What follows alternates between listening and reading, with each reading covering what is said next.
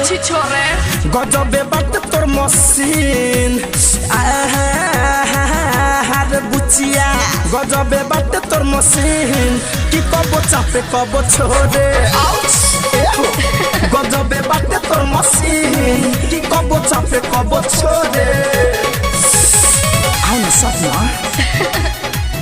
कबो चापे कबो छोड़े साउंड रिकॉर्डिंग स्टूडियो लाल बेगिया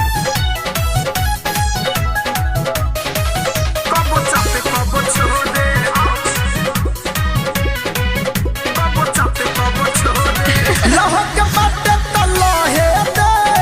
माथा मोहब्बत के मोहे दे जले हमारा मन नाही भरे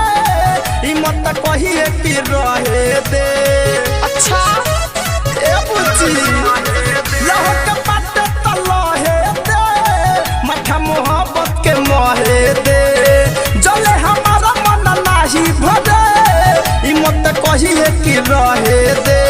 भोरी के बाजा न देता रे माजा भोरी के बाजा न देता रे माजा लगता रे पवन झकझोरे अरे हच्छी छोरे गजबे बात तोर मशीन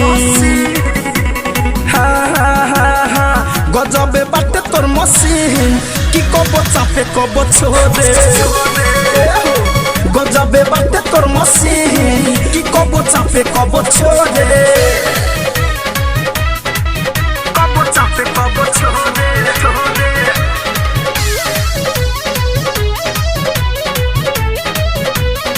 कबो चापे कबो छोड़े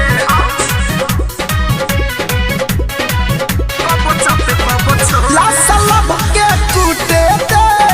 छूटे पसीना ता छूटे दे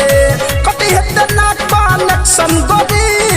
पूरा या नाम देते लूटे दे हम सपना रे लासा लब के टूटे दे छूटे पसीना ता छूटे दे कटी है ना ते कनेक्शन गोरी पूरा या नाम देते लूटे दे कहे धनंद परदेसी रंजय कहे धनंद विवेक सावन रंजय हम आइला पानी माला भमोरे गजबे बात तोर मशीन हार बुचिया गजबे बात तोर मशीन कबो चापे कबो छोड़े गजबे बात तोर मशीन कबो चापे कबो छोड़े हाई लोगन खाली जरता रे अच्छा गरम हमरा के करता रे